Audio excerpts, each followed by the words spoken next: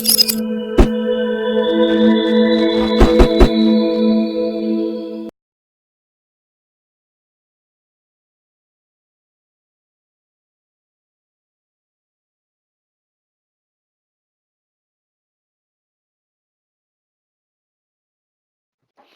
morning, Sean. Yes, I am. I assume you can hear me loud and clear. And Loud and clear. did everybody else? Excellent. Okay. Thank you very much. And good morning and welcome to everybody to this Tech Talk. I've got quite a long presentation today, so I'm not going to waste too much time on bits and pieces and introductions and so on. We're going to talk about accessibility and serviceability of installations today. It's something that becomes a problem very, very often, and I mean very often. And we're not talking about, as we'll see hopefully in a couple of minutes, we're not talking about only geysers such as this guy on the right-hand side here, but components of the geysers and valves and all those good things. So I don't think you're going to be able to remove that geyser. Okay, so accessibility plays a major role in compliance. The compliance of the system relies on accessibility. It might sound funny. By the way, I see, and again, it's not something that I'm very good at, but I think that this presentation, the template that I used, included auto page turner. So if a page turns and I happen to turn it back again because I'm not finished on that slide, just please forgive me. So accessibility plays a major role in compliance, but it doesn't. It might not sound correct. It might sound like accessibility to a component doesn't really have a bearing on the compliance of a system, but that's completely false. It has a direct bearing on the compliance. One of the fundamental premises of a plumbing installation is that one should be able to access it and easily maintain it, easily replace it, easily service it, etc. So the compliance of the thing is one component and one downfall if we're talking about lack of accessibility. The other thing is maintenance costs. Now, this isn't something that really is going to affect you and I as plumbers because we're the guys providing the service, but it does most certainly affect. Now, I'm talking about new installations. If we've put in a geyser, for example, that we know is going to incur Mrs. Jones, 1,500 Rand in labor before they can even get to a component, and I'm exaggerating, I know, but I'm just making a point that if we know that it's going to be very difficult to access this geyser or this component because of the way that we've installed it, we're doing them a disservice. That is most certainly a disservice. And maintenance costs have another bearing or another consequence, and that is system performance. Now think about this, because if you, let's say a solar system, or any system for that matter, if Mrs. Jones has had a leak or a faulty valve and she's had a plumber out and the plumber has said to her, gee whiz, this is difficult to get to, and that's why I spent 3 hours on the job. The next time something goes wrong, do you think she's going to be that willing to quickly phone the plumber? So problems are going to go unattended. It has a direct bearing on the performance of the system. You putting in a system that that is probably not going to perform as well as it should, that is going to be very high cost to maintain, and that is non-compliant. Okay, so what does accessibility mean? It means that trapdoors and spaces are big enough for the geysers. Now, we're talking about all components, but I mean, you'll find me referring to geysers and so on quite often. But anyway, the geysers is probably one of the main things, and the componentry around the geysers. So trapdoors and spaces are big enough. So the space where the geyser is situated must be big enough. It must be properly designed. It must be designed and allow. So the designer must think about the space required to have a geyser situated there and whatever other peripherals they happen to be around it. Trapdoors we sometimes find above shower cubicles. We sometimes find them above staircases. too small. You know, tucked away in corners above eye level cupboards in kitchens. So how on earth do you get a geyser in and out of there if this is the intended route for the geyser? I mean, it defies belief sometimes. The thought process of the carpenters and the ceiling guys putting these things in. I wonder to myself, how on earth are they supposed to get that geyser out there? Just excuse me a minute.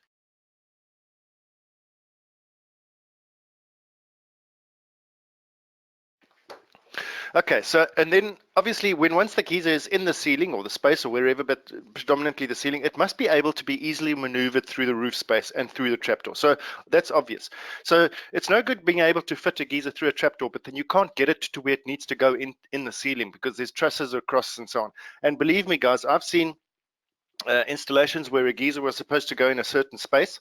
It couldn't fit, so simply trusses were just cut, like sections of trusses just cut out, gone, not replaced, never, because the geyser must go here. So yeah, and so it does have all kinds of knock-on effects. No pipes, cables, or timber of any kind of description should be in the way of the geyser. In other words, you don't want to have to remove or cut or change anything in order to get that geyser away or through or maneuver it. Especially think about replacement and access to anodes, elements, pumps, etc. Those things must be easily removed and replaced. Valves and other components are accessible. Specific isolating valves and union type couplings should be installed in order to facilitate the easy removal of components. So when we say, for example, think about a pump on a solar system, so the pump is above, we know that it should be above the tray, but let's say it's above the ceiling, and there's no shutoff valves, or there's only one shutoff valve upstream, or whether it's downstream or upstream of the pump. How do you get that pump out without messing a lot of water on the ceiling? And depending on where that shutoff valve is, you either going to be draining the panel or you're going to be draining the geyser through you know, instead of just putting a shutoff valve there. So when they say in the standards that things need to be need to have shutoff valves installed so as to facilitate the easy removal and so on, that's what they mean. They mean that you need to be able to shut off some valves in order to access and remove a thing, and then you've blocked the water. So that's that. Okay, and we'll see some examples a little bit later on. So here's another typical example. It's nothing new or strange. This is, and we can all see what happened here. The guy installed the toilet before the wall tiles came on, and that's the result. So the angle valve was obviously way deep, and because it was installed before the wall tiles, and that's the result. So how on earth are you going to get that flexi hose on and off, never mind the angle valve itself, in and out when you need to replace that? So and guys, this is something, you know, I mean, this, for example, it's visible, you can see it, it's something that we glance at and immediately recognize a problem, but Mrs. Jones doesn't. She doesn't see the problem because she doesn't know particularly how these things work. So she's occupying this property with it sort of in ignorance and wondering, you know, what all the fuss is about. Here's some examples of lack of accessibility to geysers and components of geysers, apart from the other issues that are clear on, you know, non-compliances that are clear in these installations. But this particular geyser, when I took this picture on the left-hand side here, I couldn't even get to it. I couldn't get into that ceiling to get to the geyser. I had to take halfway in a trapdoor. That's as far as I could get, and the trusses are strengthened. You can see by this metallic member here. There are pipes and everything in the way. It is almost an impossible task to get this geyser out. This is better situated in terms of the geyser, but look where the pump is. I mean, check how you want to get that anode out, or that element or thermostat. You work on it, you're bumping the pump and all those sorts of things. So this is what we're kind of talking about, and it's general conscientiousness, I think. Okay, so what do the standards say?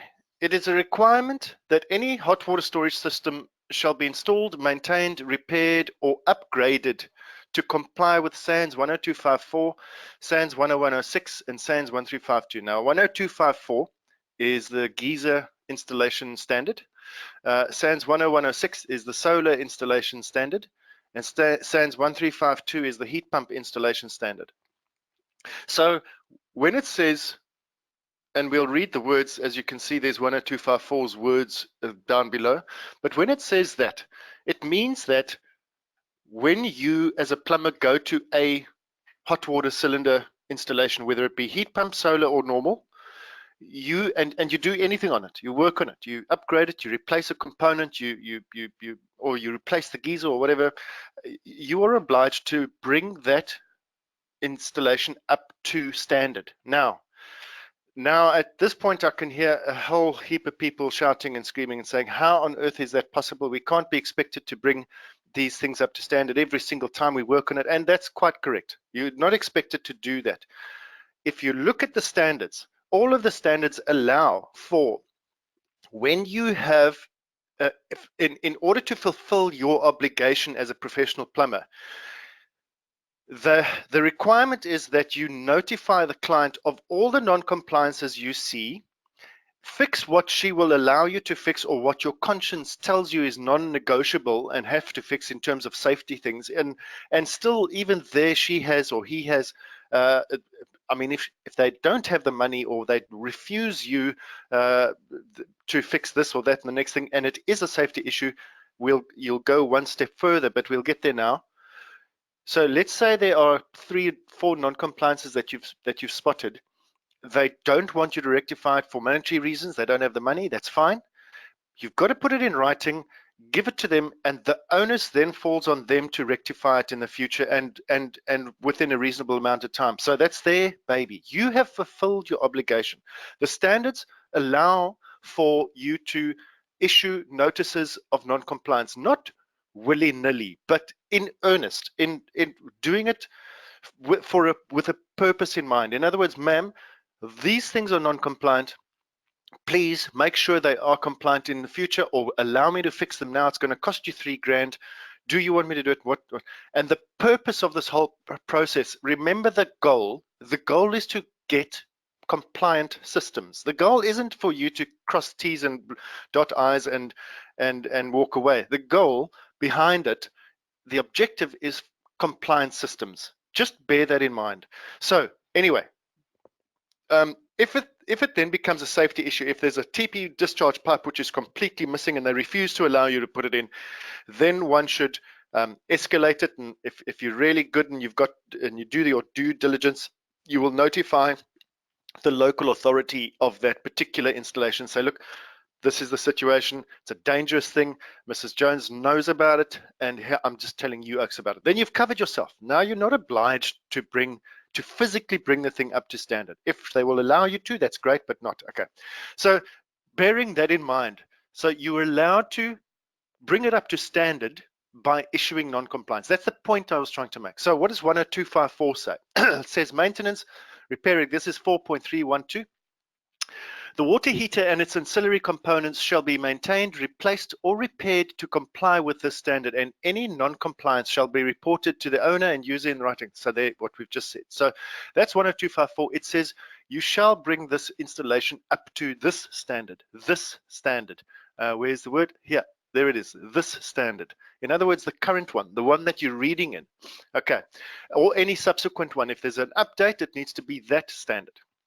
SANS 10.10.6, which is solar. It says maintenance, repair and replacement, all solar water heaters and solar water, all storage water heaters and solar water heaters shall be installed, maintained, or repaired to or upgraded to comply with 10254 and 10.10.6.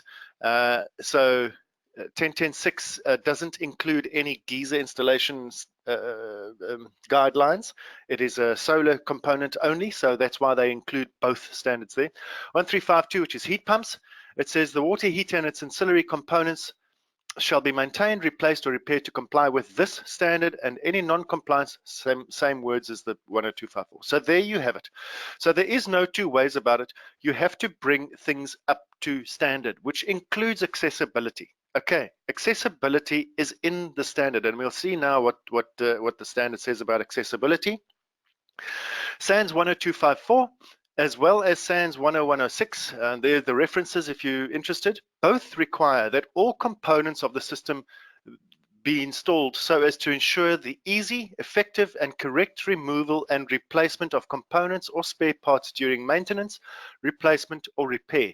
This includes tanks, valves, pipes, anode, pump, electrics, collectors, whatever. All the things, all the bits and pieces. It's in the standards. Part of compliance is accessibility. So have a look at this picture on the right. There's there's a piece of timber. There's a pipe. That is a TP pipe. So 1, 2, 3 things obstructing the manhole, if you like, the trapdoor. Same installation, top view. Timber, tray overflow pipe, TP overflow pipe. So 3 things are going to have to be removed and cut to get that geyser out. Okay. Serviceability of components. Now we know tanks and all the rest, but so the components themselves, the storage water heater, this is SANS 10254, and it is section 5.4. Positioning of components is a subsection. It says the storage water heater, the storage water tank, when relevant, and all operating components shall be installed in positions where they shall be easily accessible for the purpose of replacement and maintenance. That is as clear as you like. There is no two ways about it. Here's another 2 examples of very difficultly accessed issues or things. This electrical box here on this geyser that contains your thermostat and your element, you've got to fight your way through a maze of cables and pipes. There's that geyser again from a different angle. You can see that this is almost impossible to access. By the way, guys, this geyser, things like this occurs often, and it occurs often in new installations and new developments, and it occurs only for one reason. It's not the plumber's fault. Let's be clear. This isn't the plumber's fault. This is the designer's fault. And so if we go across and we have a look at an installation like this, for example, okay, the pipework is not very neat, but let's just put that aside. If we look at a situation like this and we say to the plumber, okay, what did you do in terms of notifying the relevant people to tell them that this is not an sufficient access, etc.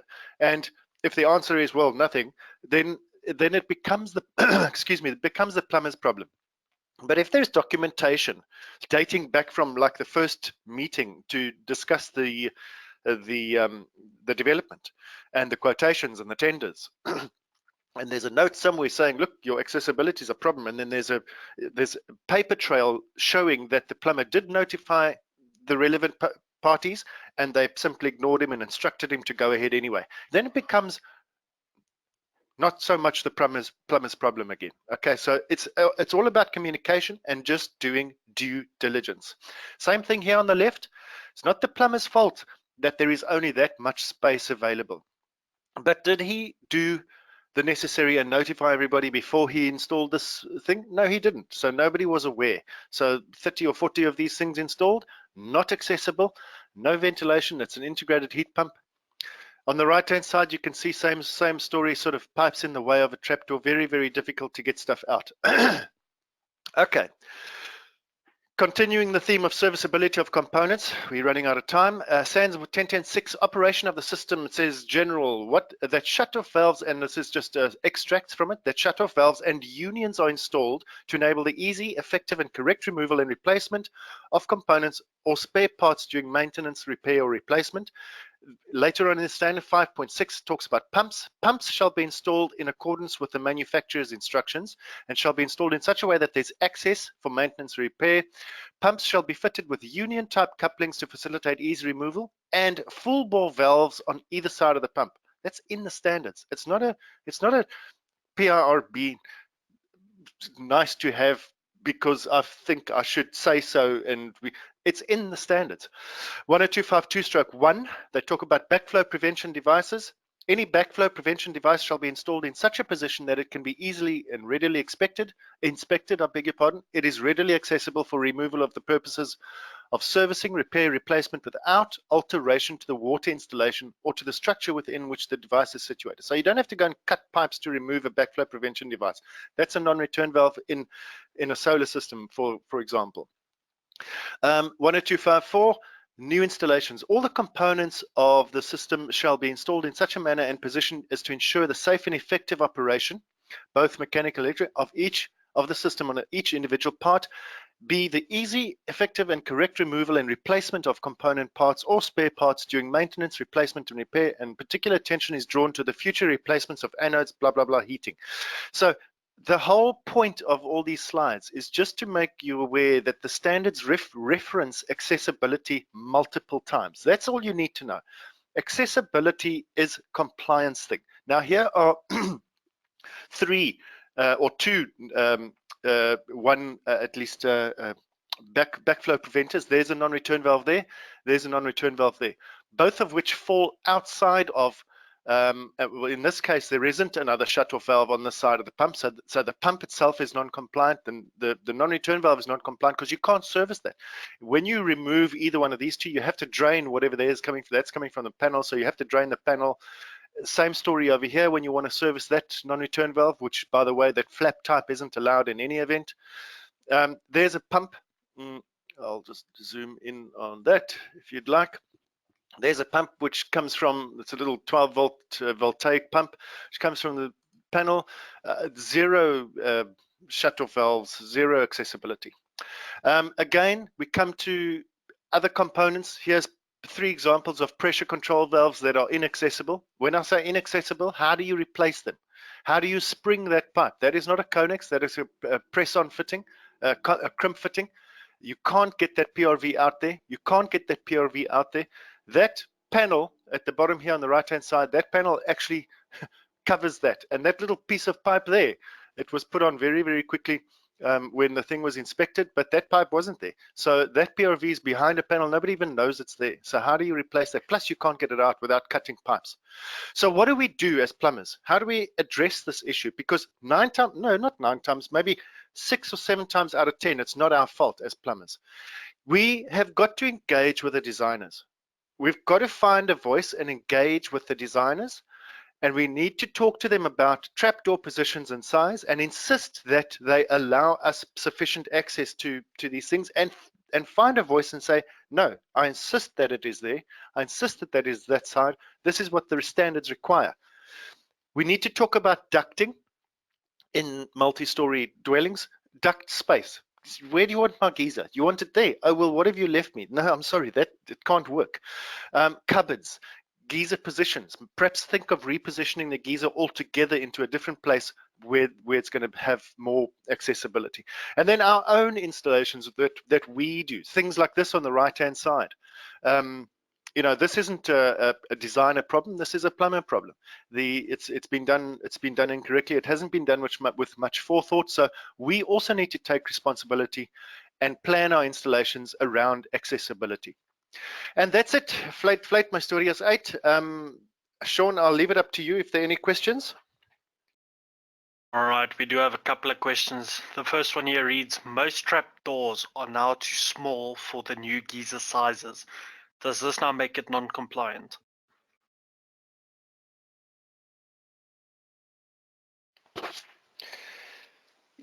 Yeah, unfortunately, that is, you know, the new geyser sizes is a can of worms that is only just being cracked open. It is going to cause major problems, and so we'll watch this space. Strictly speaking, yes, it is. If you follow the letter of the law, it is non-compliant. Again, you know, how much of this problem becomes our problem as plumbers, as installers, you know, as long as we notify and do the what's necessary in terms of getting all the notifications out there, and if necessary suggest, you know, having a ceiling guy come through. But yes, in a nutshell, it is non-compliant. All right, perfect. The next question here reads, With regards to accessibility, if speaking of new installations, it was my understanding that new buildings are no longer to have geysers installed in the ceilings. Would that not also solve the accessibility problem? I am not aware of that, of the fact that geysers are not allowed in ceilings in new builds. I'd be very interested to see where that or what we'll find out more about that. But so it certainly would, but we must remember that as plumbers and as installers, at the design phase, in other words, not the design phase, but at the quoting stage, we have got all the rights to say, hang on a second, I think perhaps maybe we should move this geyser outside or whatever the case. And so we can suggest that. And as long as we can back it up with solid reasoning, and the positionality of the geyser is okay in terms of long travels to points and so on, it's our responsibility to design a system correctly, because very often architects and designers, first of all, they don't, excuse my French, they don't give a damn about the plumbing installation, really. Some do, most don't. And secondly, they don't carry the knowledge necessary to, and they don't know the standards well enough to, in order to design it properly. So it's up to us to make our voices heard and say, look, this is what the requirements are, and this is what you need to do. The next question reads, what can I do if an architect draws plans for a house with a small service stacks? It's very difficult to do the initial installation. Very difficult. Yeah, it's incredibly difficult. You know, and I wish I had a short, sweet answer. And I would just, I know that, you know, one person can't make a difference, but if we as plumbers continually say and are strong about the point that, Mr. Architect, you've shortchanged me. I need more space than this. And what makes your voice, like they say in Afrikaans, wat jou stem dikker maak, is if you can point to a standard and say, look here, this is what the standard says about ducts, and it does. If you look at part P or 10252-2, it talks about ducting and ducts and space around ducts, and it says, it's clear, black and white. It says, you shall have this size duct. So, Mr. Architect, you've left me that size. Look at the standard here, yet you want me to sign a compliance certificate on the back of a non-compliance that you've created. Hello? Where's the hello? Wake up. So ons moet ons stemme dikker maak. All right. The next question here reads, I have plumbers working for me. What if my plumber misses compliance on a geyser? Am I responsible for his mistake, or how do I hold him accountable? First prize, and if we lived in a perfect world, which we all know we don't, first prize would be that particular plumber is PIRB registered and he issues his own COCs, and then that would make him accountable and and drive that upskilling. But if you are issuing COCs on behalf of your guys, which is fine, because if that is what your definition of adequate supervision, and I know the reality on the ground, trust me, I'm not being silly. But if you're issuing your COCs for the guys out there, then unfortunately, yes, you do take responsibility for that, and it becomes a little bit of a burden, not a burden, but it becomes quite tricky to upskill and make sure that everything runs pretty smoothly on site. So that is a bit of a situation, but yes, short answer, it does become your problem. All right, perfect. Well, unfortunately, guys, we have run out of time with the rest of these questions here, but do not worry, I will go ahead and email them through to Mr. Bailey for the sure somewhere during the duration of the day. Richard, is there anything you want to say just before I end off? No, I think just to thank you everybody for the attendance. I see the attendance is brilliant. And also just to touch on these radio podcasts that are coming soon from Articulated. Sean, you can post my check you can post it. Thanks, because I'm doing your job. And yeah, I've noticed. Yeah. So yeah, I don't know too many details about it, but watch the space. There's going to be a nice little platform launching pretty soon. Otherwise, thank you very much, and I'll see you hopefully soon. All right, perfect, guys. Well, as Mr. Bailey has stolen half of my outro, guys, I'm just going to go ahead and say again, just keep an ear out. We are going to release some information about the podcast coming soon, guys. And if you are a PIRB member, guys, in the survey on the way out, fill in your registration number and then we submit that to the PIRB. If you do not get that survey, guys, then you just have to go ahead and apply for it yourself. Your name will still be on the list for them to check you off. But anyway, guys, thanks so much for joining us. I hope everyone enjoys the rest of their week. And yeah, I'll see you guys next week. Bye, guys.